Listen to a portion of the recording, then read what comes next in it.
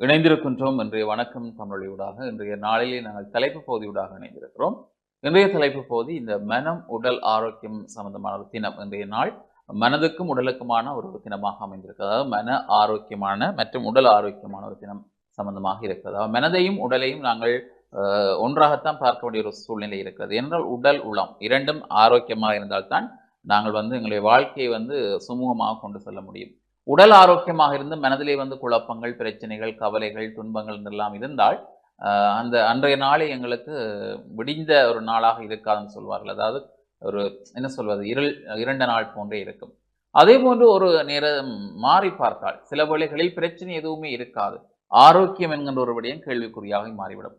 மனதிலே ஒரு கவலையும் இருக்காது. ஆனால் காய்ச்சலோ அல்லது ஒரு எங்கள் உடல் சார்ந்த ஏதாவது ஒரு பிரச்சனை விட்டது, உடலிலே நோய் நொடிகள் வந்துவிட்டால் அது இன்னொரு பக்கத்திலே அது எங்களுக்கு கவலையை கொடுத்து விடும்.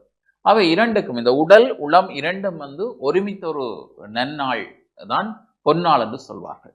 இரண்டும் சங்கமித்து நன்றாக எப்பொழுது இருக்கிறதோ அந்த நாளைத்தான் நாங்கள் நல்ல நாளாக பார்க்கக்கூடியதாக இருக்கும். அவ்வளவு தூரத்துக்கு அது இரண்டும் சிறப்பான ஒரு விடயமாக இருக்கிறது. அவை ஒருவருடைய உடலிலும் உளத்திலும் சிறப்பை கொண்டு வர வேண்டும் என்றால் அவர்களுடைய செயற்பாடு தான் அதை தீர்மானிக்கிறதாக இருக்கிறது. இதற்காகத்தான் வைத்தியர்கள் தினம்தோறும் சொல்லிக் கொள்ளுகின்ற விடயம், நீங்கள் உடலாக இருந்தாலும் உளமாக இருந்தாலும் அதற்கு சிறந்த ஒரு விடயம் இந்த உடற்பயிற்சிகள் தான் சிறப்பு. அதாவது உடற்பயிற்சி எவ்வளவு தூரத்துக்கு உடல் நலத்தை காக்குவதோ அதே நேரத்தில் உளத்தையும் சிறப்பாக வைத்திருக்கிறது. ஏனென்றால் ஒரு உடல் ஆரோக்கியம் உள்ளவன் அல்லது உடற்பயிற்சியை மேற்கொள்கின்றவன் உடல் எவ்வளவு ஆரோக்கியமாக அவன் வைக்க எண்ணுகிறானோ அதே போன்று அவனுடைய மனமும் எந்த ஒரு சிந்தனையும் இலகுவில் பாதிக்காது அவனுடைய மனதை. அவன் ஏதாவது ஒரு பிரச்சனை என்று வருகின்ற பொழுது அல்லது துன்பம் என்று வருகின்ற பொழுது அல்லது ஒரு கவலை என்று வருகின்ற பொழுது இந்த உடற்பயிற்சிகளை சீராக நாங்கள் செய்து கொண்டிருந்தால் எங்களுடைய நரம்போட்டங்கள் இயக்கங்கள் எங்களுடைய உடலிலே சிறப்பாக வேலை செய்வதனால் எங்களுக்கு அது பற்றிய கவலை போகாது. நடப்பது நடக்கட்டும், ஆல் இஸ் வெல் என்று சொல்வார். அதே போன்று நடப்பதை நாங்கள் பார்த்து கொள்ளலாம் என்கிற அந்த போட்டிக்கு ஒரு சவாலாக அது வந்துவிடும். ஆகவே அது மிக முக்கியமான ஒரு விடயம் தான் இந்த உடற்பயிற்சிகள். தினமும் காலையிலே நாங்கள் செய்கின்ற உடற்பயிற்சிகள் எங்களுக்கு அன்று முழுவதுமே ஒரு நல்ல சீரான ஒரு சந்தோஷத்தை உத்வேகத்தை தரக்கூடியதாக இருக்கும் என்று சொல்வார்கள். இதனால் அதிகாலை வேளையில் செய்கின்ற அந்த உடற்பயிற்சிகள் எப்பொழுதும் சிறப்பு. நாங்கள் உடற்பயிற்சி எங்கள் பொழுது நீங்கள் நினைக்கக்கூடாது ஜிம்முக்கு போவதுதான் உடற்பயிற்சி அல்லது நாங்கள் காலையில் எழுந்து நல்ல கடினமான பயிற்சிகளை செய்வதுதான் உடற்பயிற்சி என்றெல்லாம் நினைக்கக்கூடாது. சாதாரணமாக எங்களுடைய வீட்டு வேலைகளை செய்து கொள்ளலாம். அது சாதாரணமாக ஒரு மூச்சு பயிற்சி அல்லது ஒரு தியான பயிற்சி அதாவது யோகா பயிற்சி இவையெல்லாம் தான் எங்களுக்கு சந்தோஷத்தை மனதுக்கு தரக்கூடியது, உடலுக்கும் ஆரோக்கியத்தை தரக்கூடியதாக இருக்கிறது. அதை நாங்கள் புரிந்து கொள்ள வேண்டும். முதல் நாங்கள் எங்களை நேசிக்க கற்றுக்கொள்ள வேண்டும். அதான் நாங்கள் சிறப்பாக சந்தோஷமாக வாழ்வதற்கான வழி. எங்களை முதலில் நாங்கள் நேசிக்க கற்றுக்கொள்ள வேண்டும். நான் என்று அமைதியாக இருக்க வேண்டும், நான் என்று மற்றவர்களுக்கு நல்லது செய்ய வேண்டும், மற்றவர்கள் மீது அன்பாக கதைக்க வேண்டும், மற்றவர்களுக்கு உதவி செய்ய வேண்டும், மற்றவர்கள் எங்களுக்கு செய்கின்ற எந்த ஒரு கூடாத செயலையும் நாங்கள் ஏற்றுக்கொள்கின்ற மனப்பான்மையை கொண்டிருக்க வேண்டும். இப்படி எங்களை நாங்கள் ஆசுவாசப்படுத்திக் கொள்கின்ற செயற்பாடுகள் தான் மனதுக்கும் உடலுக்கும் ஆரோக்கியம் தருகின்ற விடயங்கள். ஒருவரை காலை வழியிலே நாங்கள் காண்கிறோம் என்று வைத்தால் அவரை பார்த்து நாங்கள் ஒரு புன்முறுவல் செய்வதில் பலரும் தவறவிடுகிறோம். ஒரு காலையில் ஒருவர் நாங்கள் சந்திக்கிறோம், அது தெரியாதவராக கூட இருக்கலாம். சிரிப்பு என்பது அல்லது சந்தோஷம் என்பது புது உறவுகளை எங்களுக்கு தருகின்ற ஒரு விடயம். அவர்களிடம் போய் நாங்கள் காசை கொடுத்து சிரிக்க வைக்க முடியாது அல்லது உதவி செய்து சிரிக்க முடியாது. ஏனென்றால் அது இவர் என்னோட சம்பந்தம் இல்லாமடைய கலை எனக்கு உதவி செய்கிறான், சந்தேகத்தை கொடுத்து விடும். சம்பந்தம் இல்லாம என்னோட கதைக்கிறான், சந்தேகத்தை கொடுத்து விடும். ஆனால் ஒரு காலை வலதில் நீங்கள் ஒரு சிறிய உங்களுடைய அந்த மலர்ந்த புன்னகை அவர் மீது செலுத்துகின்ற பொழுது நாம் காண்கின்ற பொழுது சிரிக்கிறான், நல்ல மனிதன் என்கின்ற ஒரு எண்ணத்தை அவருக்கும் கொடுக்கும். அதே நேரம் ஒரு புதிய நட்பு உங்களுக்குள் உருவாகும். அது மனிதர்களுக்குள்ளே ஒரு என்ன சொல்வது, இனம் புரியாத ஒரு சந்தோஷத்தை அது தெரியும். புதிய ஒருவரை நாங்கள் உண்மன்னு நாங்கள் போனோம் என்றால் அதாவது எங்கட பாட்டிலே நாங்கள் போனால் இவனை திரும்ப பிடிச்சவனா இருக்கான் என்ற ஒரு நிலை இருக்கும். நாங்கள் ஒரு வேலைக்கு போகிறோம், ஒரு வேலைத்தளத்தில் வேலை செய்கிறோம், புதிதாக போய்விட்டோம். நாங்கள் நினைக்கிறோம் இவர்களுக்கு என்னை தெரியும், அவர்கள் சீனியர்களாக இருப்பார்கள், இவரோட கதைச்சு என்ன பயமாக இருக்குது, மனசுக்கு பல வித ஓட்டங்கள் எங்களுக்குள்ளே ஓடும். இவர்கிட்ட ஏதாவது கதைச்சா அவர் என்ன நினைப்பாரோ அல்லது சிரிச்சா என்ன சொல்லிவினமோ, யார் இவர் அப்படி ஒரு எண்ணத்தை கொண்டு நாங்கள் ஒருவரை காண்கிறோம், புதிதாக ஒருவரை ஒரு அலுவலகத்துக்கு புதிதாக நாங்கள் காண்கிறோம்னால் அவர்களை கண்டு நாங்கள் சிரிக்கவோ கதைக்கவோ மாட்டோம். அவர்களாக ஏதாவது கதை கேட்டால் தான் நாங்கள் பதில் சொல்லுவோம். ஆனால் அதெல்லாம் தவறு. உள ரீதியாகவே எல்லாம் ஏன் தவறு என்று சுட்டி காட்டப்படுகிறது என்றால், ஒருவரை நாங்கள் காண்கின்ற பொழுது அவர் தெரிந்தவரோ தெரியாதவரோ ஒரு புன்முறுவல் செய்கின்ற பொழுது அவருக்குள் உங்களை பற்றிய அபிப்பிராயம் என்பது நன்றாக பெறும். ஆனால் அவர் நீங்கள் இப்படியான அவரை காண்கிறோடு நீங்கள் சிரிக்கவில்லை அல்லது அவர் சிரித்து நீங்கள் சிரிக்கவில்லை என்றால் இந்த பிள்ளை திமிர் பிடித்த பிள்ளை, இந்த பையன் திமிர் பிடித்தவன், இவன் பொல்லாதவன் அல்லது இவருக்கு பெரிய திமிர் போல, அப்படி ஒரு எண்ணத்தை அது கொண்டு வந்துவிடும்.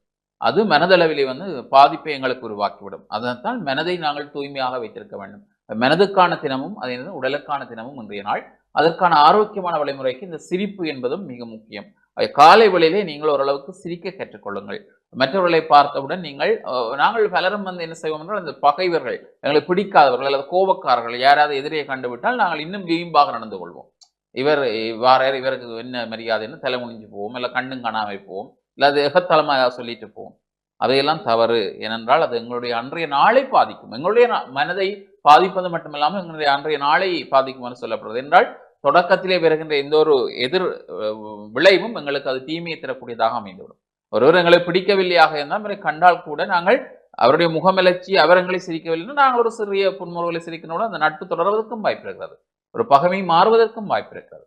அதை நாங்கள் கற்றுக்கொள்ள வேண்டியவர்களாக இருக்கிறோம். ஏனென்றால் அது இன்றைய வாழ்க்கைக்கு தேவையான ஒன்று. யாரையும் நாங்கள் சார்ந்து வாழாவிட்டாலும் யாரையும் சார்ந்து வாழ வேண்டிய கட்டாயம் இந்த சூழலில் இருக்கிறது. அதுதான் உண்மை. இப்பொழுது எங்களுக்கு நாங்கள் வீதியிலே போய்கொண்டிருக்கிறோம், எங்களுக்கு ஏதாவது நடந்து விட்டது, யாருமே இன்று உதவுவதற்கு தயாரில்லை. ஏனென்றால் அவர்கள் இன்று அந்த தகவலை செல்லிடத்தில் போய் செல்ஃபி எடுப்பதோ அல்ல தகவலை கொடுப்பதோ அல்ல போட்டோ எடுப்பதில் தான் இருப்பார்கள். இதே நேரத்தில் எங்களுக்கு நன்றாக பழகி ஒருவராக இருந்தால் எங்களை விட மாட்டார். ஏதோ ஒரு விதத்தில் எங்களை ஏதோ ஒரு விடயத்துக்காக அவர் எங்களுக்கு உதவி செய்வார். ஏன்னா நாங்கள் செய்த உதவி இவருக்கு நன்றாக இருந்திருக்கும், அதாவது உதவி பெற்று அந்த நன்றி கடனை கூட செலுத்துவார். அது நாங்கள் செய்வதுதான் எங்களுக்கு திருப்ப கிடைக்கும் என்று சொல்வார்கள். நீ வினையை அதாவது நல்ல வினைகளை செய்கின்ற பொழுது உங்களுக்கு திருப்பியும் அதே நல்வினைகள் கிடைக்கும் என்று சொல்வார்கள். ஆகவே அதைத்தான் நாங்கள் முதலில் சீர்தூக்கி பார்க்க வேண்டும். எந்த ஒரு விடயமாக இருந்தாலும் நல்லதை செய்யுங்கள். புன்முறுவல் என்பது எங்களுக்கு சிறப்பான ஒன்று. உடற்பயிற்சி பற்றி நான் சொன்னேன், புன்முறுவல் பற்றி சொன்னேன், ஏராளமான விஷயங்கள் சொல்லலாம் இல்லையா கார்த்திகாயினி? நிச்சயமா. நான் இப்படி இருக்கேன். இன்றைய நாள் என்னன்னு சொன்னா international mind and body wellness day அப்படின்னு சொல்லுவார். அதாவது எங்களுடைய சர்வதேச ரீதியில உடலும் உளமும் ஆரோக்கியமா இருக்கிறதுக்காக கொண்டாடப்படுற நாள் தான் இந்த நாள். என்னடா ஒவ்வொரு நாளும் ஒவ்வொரு தினத்தோட வாரீங்கள் அப்படின்னு சொன்னா எல்லாரும் எங்களோட சராசரி வாழ்க்கையில இதுகள் எல்லாம் இருக்குது. அதுவும் ஒரு வருடம் ஆரம்பித்து ஏன் 3வது நாள்ல இந்த உடல் உள ஆரோக்கியத்திற்கான தினமாக கொண்டாடுகிறார்கள் சொன்னால், வருட ஆரம்பங்கள் எங்களுக்கு வலியுறுத்த வேண்டும் உண்மையில் வாழ்க்கையில் எங்களுக்கு எது தேவை அப்படி என்று சொல்றது. அண்மையில் ஒரு உலகத்தின் ஒரு மிகவும் செல்வந்தர் ஒருவருடைய காணொளி ஒன்றை நான் பார்க்கக்கூடியதாக இருந்தது சமூக வலைதளத்தில். அவர் சொன்ன விஷயம் என்னன்னு சொன்னால், எக்ஸ்டர்னல் வெல்த்தை விட இன்டர்னல் வெல்த் தான் எங்களுக்கு உண்மையில் யார் பணக்காரர் அப்படின்னு சொன்னால், யார் ஒருவர் இன்டர்னல் வெல்த்தோட இருக்கிறாரோ அவர் தான் உலகத்தினுடைய பணக்காரர் அப்படின்னு. இப்ப எக்ஸ்டர்னல் வெல்த்ன்னு சொல்லிக்கல எங்கள்கிட்ட இருக்கக்கூடிய பணமாக இருக்கட்டும், நாங்கள் சேர்த்து வைத்திருக்கக்கூடிய நகைகளாக இருக்கட்டும், மாட மாளிகைகளாக இருக்கட்டும், கார் பங்களாண்டு என்னவும் இருக்கலாம். அதாவது பொருளாதாரம் சார்ந்து நாங்கள் எங்களுக்கு சேர்த்து வைத்திருக்கக்கூடிய எக்ஸ்டர்னல் வெல்த்தாக இருக்கும். இன்டர்னல் வெல்த் அப்படின்னு சொல்லிக்கல உடல் ஆரோக்கியம், உள ஆரோக்கியம், மன நிம்மதி, மனம் சார்ந்து ஒரு அமைதியாக இருப்பவர்கள் தான் இன்டர்னலி வெல்த்தா இருக்கிறார்கள் அப்படின்னு உடலுக்குள்ள. அப்ப இப்படி இருக்கேக்கல உலகத்தில் யாரெல்லாம் பணக்காரர்கள் என்று சொன்னால், இந்த உள்ளார்ந்த ஆரோக்கியமாக இருப்பவர்கள், இன்டர்னல் வெல்த்தோட இருக்கிறவை யாரோ அவைதான் உலகத்தின் பணக்காரர்கள் அப்படி என்றது ஒரு பிரசித்தி பெற்ற பணக்காரர் ஒருவர் தன்னுடைய காணொலியில குறிப்பிட்டிருந்தது. உண்மையிலேயே நாங்கள் எல்லாருமே ஒரு குறிப்பிட்ட வயது வரைக்கும் உழைக்க வேண்டும், பணம் சேர்க்க வேண்டும், எங்களுக்கென்று சில விஷயங்களை சேர்க்க வேண்டும் என்பதற்காக ஓடிக்கொண்டிருக்கின்ற பொழுது இந்த உடல் ஆரோக்கியத்தையும் உள ஆரோக்கியத்தையும் கவனித்துக் கொள்றதுக்கு தவறிவிடும். அதே போன்றுதான் தென்னிந்தியாவினுடைய ஒரு பிரபல நிகழ்ச்சி தொகுப்பாளர் கோபிநாத் அவர்கள் கூறியிருப்பார். என்னன்னு சொன்னால், நாங்கள் எல்லாரும் என்ன நினைக்கிறோம் என்று சொன்னா, இந்த உடலும் உளமும் எங்களுடைய இழுத்த இழுப்பிற்கெல்லாம் வெறும் அப்படி என்று ஒரு 10 வருஷம் ஓடுவோம், 10 வருஷம் ஓடி உழைப்போம், அதுக்கு பிறகு நாங்கள் எங்களுடைய உடம்பையும் உளத்தையும் கவனித்துக் கொள்வோம் அப்படி என்றுதான் நீங்க பலர் சொல்லிக் கொண்டிருக்கக்கூடிய ஒரு விடயமாக இருக்கிறது. எங்களுடைய உடலும் உளமும் நாங்கள் இழுத்த இழுப்பிற்கெல்லாம் வராது, அதுவும் ஒரு இயற்கை. அது நாங்கள் எதை கொடுக்கிறோமோ அதைத்தான் திருப்பி எங்களுக்கு தந்து கொண்டிருக்கும். நாங்கள் ஆரோக்கியமான உணவை அதற்கு கொடுக்கவில்லை என்று சொன்னால் அது எங்களுக்கு நோய் நொடியை தான் தந்து கொண்டிருக்கும். நாங்கள் சரியான நேரத்தை ஒதுக்கி எங்களுடைய உடலையும் உளத்தையும் கவனிக்கவில்லை என்று சொன்னால் அதுவும் நாங்கள் எதை கொடுக்கிறோமோ அதைத்தான் திருப்பி எங்களுக்கு தந்து கொண்டிருக்கும்.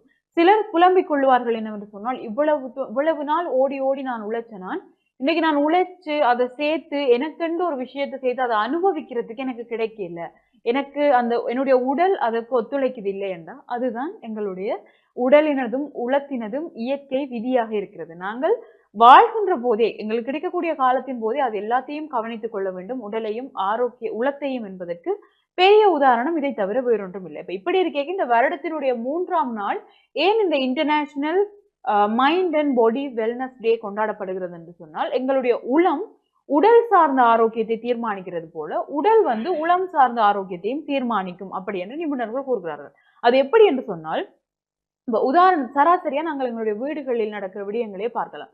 எங்களுக்கு ஏதாச்சும் ஒரு மன அமைதி இல்லாம இருந்தாலோ அல்ல ஒரு ஸ்ட்ரெஸ் டிப்ரெஷன் இருந்தா எங்களுடைய உடல் அவ்வளவு உத்வேகமா செயற்படாது, சோர்வாக இருக்கும், எப்பொழுதுமே சுருண்டு சுருண்டு படுத்து நித்திரை கொள்ள வேண்டும் போல இருக்கும். இப்ப உளம் ஆரோக்கியமாக இல்லாட்டி எங்களுடைய உடல் ஆரோக்கியமாக இருக்காது அப்படின்றதுதான் இதற்குரிய உதாரணம். அதே போன்று எங்களுடைய உடல் ஆரோக்கியமாக இல்லைன்னு சொன்னால், இப்ப சாதாரணமா கால் ஒரு புண் இருந்தாலோ அல்லது ஏதாச்சும் ஒரு விஷயம் எங்களுக்கு கையில காயமோ அல்லது உடல் சார்ந்த எங்களுக்கு ஏதாவது ஒரு காய்ச்சல் இருந்தா கூட எங்களுடைய உடல் நலம் ஆரோக்கியமா இருக்காது. அதிகம் இந்த புண் அல்லது ஏதாவது ஒரு எரிச்சல் வரக்கூடிய மாதிரி ஏதாச்சும் ஒரு காயங்கள் அல்ல சொறி சிறங்கி இருக்கிறவர்கள் எல்லாம் சுள்ளண்டு எரிந்து விழுந்து கொண்டே இருப்பார்கள். ஏன்னா அந்த வலிய எங்க காற்றுன்னு தெரியாம எங்களுடைய உளம் என்ன செய்யும் என்று சொன்னால் ஒரு கோபமாக வெளிப்படுத்தும், அதை ஒரு எரிச்சலாக வெளிப்படுத்தும். அப்ப இதுதான் உளத்திற்கும் உடலிற்கும் இடையில் இருக்கக்கூடிய தொடர்பு, அதாவது எங்களுடைய பாடிக்கும் எங்களுடைய சோலுக்கும் இடையில இருக்கக்கூடிய தொடர்பை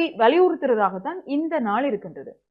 அப்ப ஏன் இந்த நாள் எங்களுக்கு என்ன இந்த நாளின் மூலம் என்னத்தை வலியுறுத்த விரும்புகிறார்கள் சொன்னால், நாங்கள் என்னதான் பணத்துக்கு பின்னாலும் படிப்புக்கு பின்னாலும் வேலைக்கு பின்னாலும் ஓடினாலும் எங்களுடைய உடலும் உளமும் ஆரோக்கியமாக இருந்தால் மட்டும்தான் இதையெல்லாம் நாங்கள் அனுபவித்துக் கொள்ளக்கூடியதாக இருக்கும். சராசரியாக நாங்கள் இந்த நாளாந்தம் பத்திரிகைகளில் பார்க்கின்ற பொழுது எத்தனை மரண செய்திகள், அதுவும் அநியாயமாக பழிபோயிருக்கக்கூடிய உயிர்களை எல்லாம் பார்க்கிறப்ப இன்று மட்டும்தான் நிச்சயமான ஒரு நாளாக இருக்கிறது. நாளை என்பது அது நாளை விடிந்தால்தான் தெரியும் என்பது போன்று இருக்கிறது. உணவகத்தில் உணவு அருந்தி கொண்டிருந்தவர் திடீரென்று மரணம், வாகனத்தில் சென்று கொண்டிருந்தவர்கள் என்ற பொழுது நாங்கள் இன்றைய நாளை எங்களுடைய உடலையும் உளத்தையும் ஆரோக்கியமாக வைத்து குடும்பத்துடன் சந்தோஷமாக இருந்து வாழ பழகி கொள்ள வேண்டும் அப்படி என்பதுதான் இன்றைய நாள் வலியுறுத்தக்கூடிய ஒரு விடயமாக இருக்கிறது.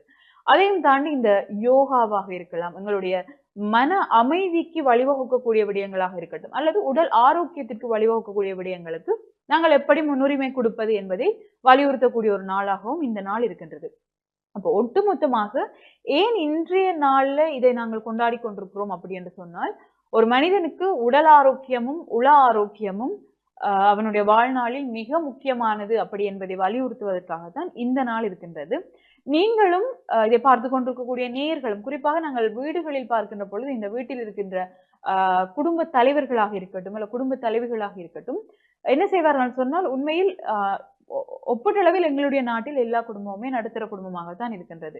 ஏதோ ஒரு குடும்பம் வசதியானவர்களாக இருக்கலாம் அல்லது அதைவிட வறுமையில் இருப்பவர்களும் இருக்கலாம். இந்த நடுத்தர குடும்பங்களில் இருப்பவர்கள் அல்ல வறுமையில் இருக்கக்கூடியவர்களுடைய வீடுகளில் பார்க்கின்ற பொழுது ஒரு 5 பேர் என்று சொன்னால் 5 பேருக்கு அளவான உணவு தான் சமைக்கப்படும். அதுவும் இந்த தட்டுப்பாடான நேரங்கள்ல 5 பேர் இருந்தால் 5 பேருக்கு தான் சாப்பாடு அளவா சமைக்கப்படும். இப்ப யாரோ ஒரு ஆள் அதிகமா அந்த நாள்ல உணவு உட்கொண்டா இன்னொரு ஆள் இந்த சாப்பாடு அது பாதிக்க போகுது. அப்ப இப்படி இருக்கே அவர்கள் என்ன செய்வார்கள், தங்களுடைய சாப்பாட்டை சாக்ரிஃபைஸ் பண்ணுவார்கள். பரவாயில்ல இன்னைக்கு நான் கொஞ்சமா சாப்பிடுறேன் அப்படி என்ன. ஆனால் உண்மையில என்ன நாங்க செய்வோம்னு சொன்னா, இதனால இப்படி தொடர்ந்து 1 மாசத்துக்கு சாப்பிடல, தொடர்ந்து 1 வருடத்துக்கு இப்படியே அவர்களுடைய உணவு பழக்கம் இருக்கும் என்று சொன்னால் அந்த அவர்களுடைய உடல் நலம் என்ன ஆகிறது அப்படின்றத கொஞ்சம் நீங்கள் கவனத்தில் எடுத்துக்கொள்ள வேணும். அப்ப மீளவும் நாங்கள் வலியுறுத்துற விஷயம் என்னவென்று சொன்னால், எங்களுடைய உடல் நலனை பற்றியோ எங்களுடைய உள நலனை பற்றி நாங்கள் அக்கறைப்படாத பொழுது வேற யாருமே அதை பற்றி அக்கறைப்பட மாட்டார்கள். யாருமே ஒருவர் உன்னுடைய உடம்பை பார்த்துக்கொள்ளு, உனக்கு ஆரோக்கியமாக நீ இருக்க வேண்டும், உன்னுடைய உள நலத்தை நீ பார்த்துக்கொள்ளு அப்படி என்று சொல்லி யாருமே சொல்ல மாட்டார்கள். இப்படி இருக்கேக்குள்ள யார் ஒருவர் எங்களுடைய பாடி ஹெல்த் அண்ட் அதுக்கு பிறகு மென்டல் ஹெல்த்தை யார் பார்த்துக்கொள்ளணும் சொன்னா நாங்கள் தான் பார்த்துக்கொள்ள வேண்டும். அடுத்தவர்களுடன் பழி போட முடியாது. எனக்கு ஆரோக்கியமாக இருப்பதற்கு ஒரு சராசரியாக ஒரு 5 பிடி உணவு தேவைப்படுகிறது, 5 கைப்பிடி உணவு தேவைப்படுகிறதுன்னு சொன்னால் அந்த 5 கைப்பிடி உணவிற்கும் நான் பொறுப்பாகத்தான் இருக்க வேண்டும். அப்படி உணவு தேவை இல்லை குறைவாக இருக்கிறதுன்னு சொன்னால் அந்த குடும்பத்தில் இருக்கக்கூடிய 5 பேருமே அதை விட்டு கொடுப்பதற்கு தயாராக இருக்க வேண்டும். ஒருவர் மட்டும் அதை செய்து கொண்டு வந்தால் ஒருவருடைய உடல் நலம் தான் பாதிக்கப்படும் அப்படின்றதை நாங்கள் வலியுறுத்தி கொள்கிறோம். ஆரம்பித்திருக்கக்கூடிய இந்த 2025ல எங்களுடைய உடல் நலத்தையும் உளநலத்தையும் நாங்கள் பாதுகாப்பதற்கு என்னென்ன நடவடிக்கைகள் எடுக்க வேண்டும் அப்படின்னு சொல்றத இன்றைக்கு இன்டர்நேஷனல்ல கொண்டாடி கொண்டிருக்கக்கூடிய இந்த பாடி அண்ட் மென்டல் வெல்னஸ் டேல நாங்களும் ஒரு சபதமாக எடுத்துக்கொண்டு செயற்படுவோம் அப்படின்றதான் எங்களுடைய கருத்தா இருக்குதுன்னா. உண்மையிலே ஆக உடலும் உளமும் ஒன்றுக்கொன்று வேறுபட்டதல்ல, ரெண்டுமே ஒன்றுதான். ஆகவே இரண்டும் ஏதோ ஒன்று பாதித்தாலும் ஒன்றுக்கு பிரச்சனை தான். அது உடலும் உயிரும் ஒன்றுதான். அதுவும் அந்த உடல் நலத்தையும் உடல்நலத்தையும் காத்துக்கொள்ளுங்கள் என்று சொல்லிக்கொண்டு நாங்கள் நிகழ்ச்சியிலிருந்து விடைபெற போன்றோம். மீண்டும் மற்றும் ஒரு நிகழ்ச்சியோட சந்திக்கும் முறை விடைபெறுந்தாங்கள் என்னோட அன்புடன் குணம் துஷ்டன் மற்றும் ஹாத்தியானி ராஜேஷ் கண்ணா. நன்றி.